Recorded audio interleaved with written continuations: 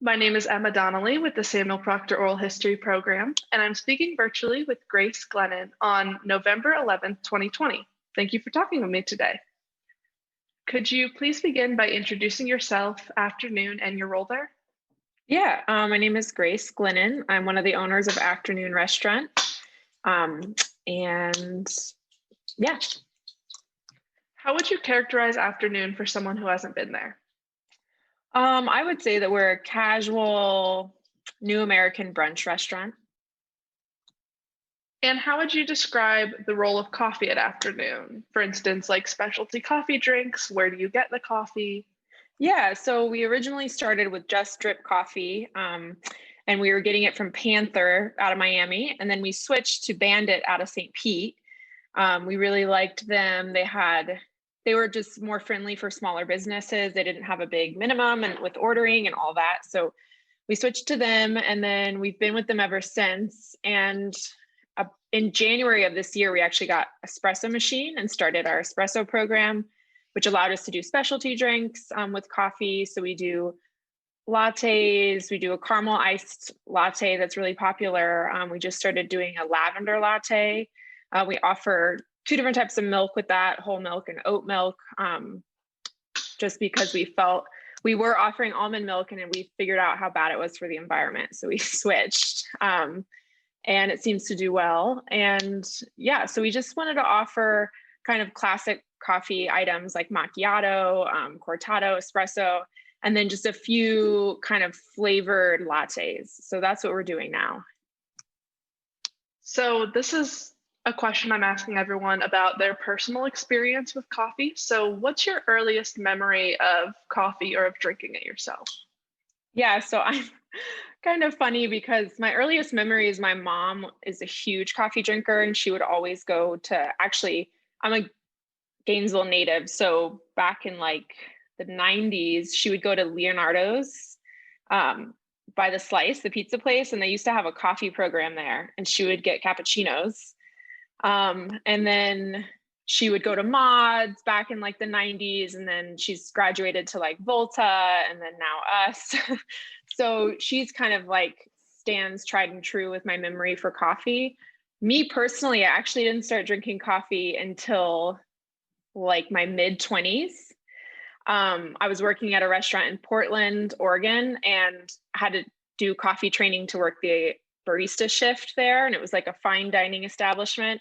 And we would do shots of espresso before the shift started to give us energy. And I was like, wow, this is amazing. No wonder people do this. So that's kind of where I started. And then I stopped for a long time and just mostly drank tea. And then since we've gotten the espresso machine at afternoon, I've started drinking it again. And then now I have a foster baby. So I'm especially drinking coffee like twice a day. My body's actually reacting to it pretty well. So I've had kind of a interesting relationship with coffee. How'd you first get involved in the food and drink business? Yeah, so I've been working in restaurants since I was about 15. And then I moved to Portland in 2012 and was wanting to go back to school, but needed to get a job that was flexible enough for me to go to school. So I started working out there in the restaurant industry at two like fine dining places. And that kind of got me into this whole world of like fine dining food and but it being casual at the same time. So the food scene out there it's people of all ages work in it, people with like PhDs work in the food industry. So it was like really interesting for me to see it like that and see it more as an ability to be like a job. I always thought it would be like leading to a different type of job, and then realizing that that could be my job was kind of cool. And then we decided to move back here because I'm from here and open up Afternoon. Could you please describe your role at afternoon, like your daily and weekly involvement? I know that you have a foster baby now, so probably less, but Yeah. Well, pre-foster baby, I was basically would do admin kind of on Mondays and Tuesdays. I did all the wine ordering because we're really into natural wine there. So that was a big part of it, doing the wine club that we started. And then on the weekends, I worked on the floor with everybody kind of as a swing manager. And So yeah, I like to work on the floor with everyone. I feel like it lets me know what's going on. I can see oh, we need to buy more of this, or this isn't working. And I just feel like I have a better relationship with everyone I work with because I'm actually working with them. So I've always really liked to do that in the places that I work at. So yeah. Could you describe afternoon before the pandemic? Like, what was the environment like? How did people buy their food and coffee, and where did they enjoy it? Yeah, absolutely. So pre-pandemic, it was just like typical restaurant. We didn't do to go actually.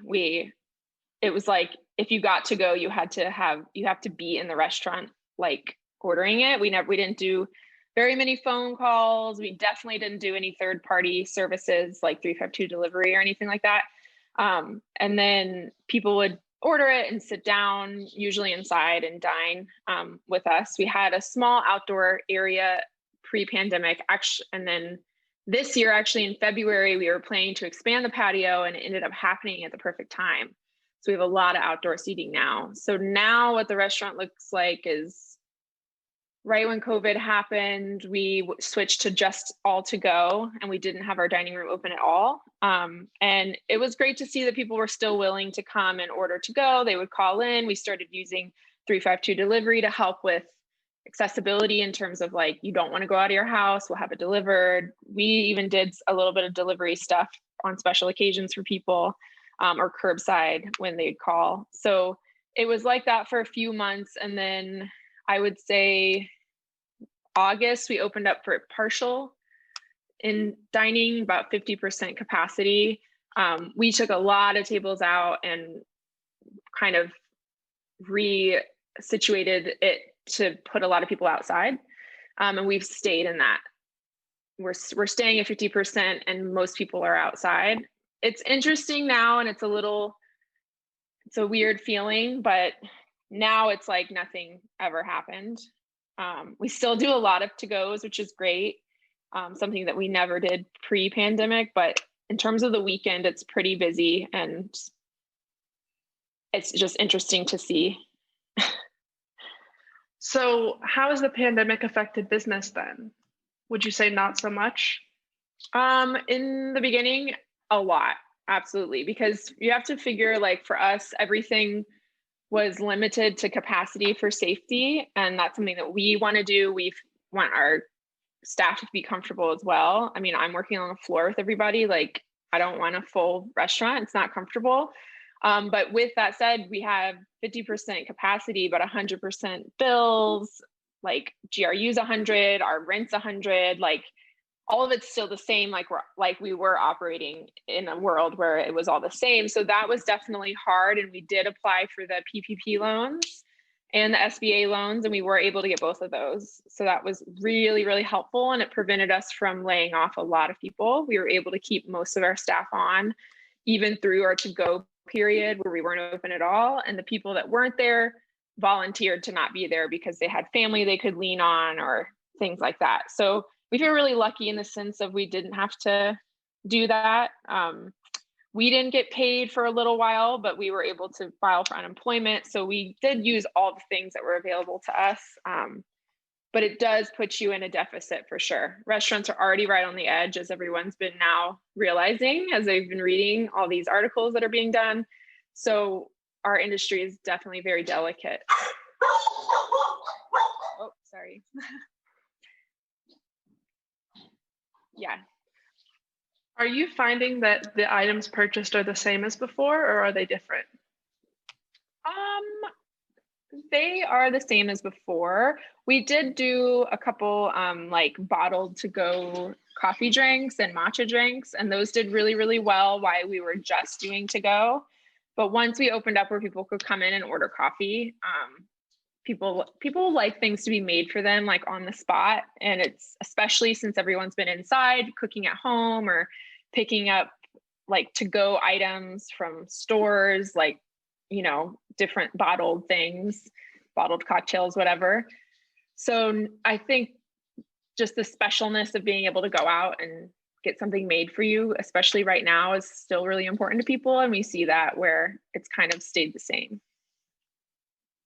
So how has the pandemic affected employee procedures? Oh yeah, a lot. A lot of things have changed. I mean, it's interesting because the restaurant industry is already really heavily regulated by the Department of Health. So a lot of things we do kind of were in line with that anyway. We do a lot of things in line with all sorts of viruses that could be happening with foodborne illness. So in terms of our kitchen, there was not much that had to change there at all. But in terms of personal hygiene with staff, we wear masks. Everyone wears masks anytime they're there. Any delivery person that comes in has to wear a mask. All our patrons have to wear masks. We'd put out hand sanitizer, which we didn't have before. And we have a plexi shield for where people check out because we're counter service, which helps kind of bring down the talking interaction that our staff are going to have with guests. So it's been helpful just to have a plexiglass there. So all that's very, very new.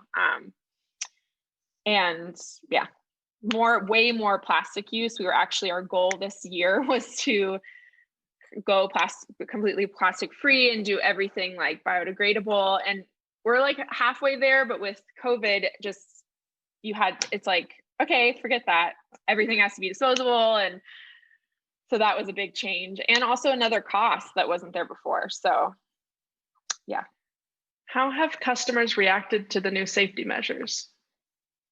Our customers have been really great. I think it's just like, I don't know, the type of people that come in or what the deal is, but everyone's been, I would say like 96% of people that come in just follow the rules. Like it's no big deal. We have a few people we have to remind, but they're few and far between. And we've had maybe like 2 combative people, and it was kind of right in the beginning when nobody wanted to listen. Well, I have one last question that I like to ask in wrapping up, but if you don't have an answer, it's totally fine. So is there anything else you'd like to add that we haven't discussed so far today?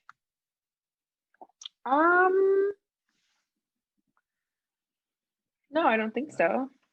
Okay, well, sounds good. Thank you so much for taking the time to talk with me today. It was great having this conversation with you. Yeah, thanks so much. All right, have a good one. Bye. You too. Bye.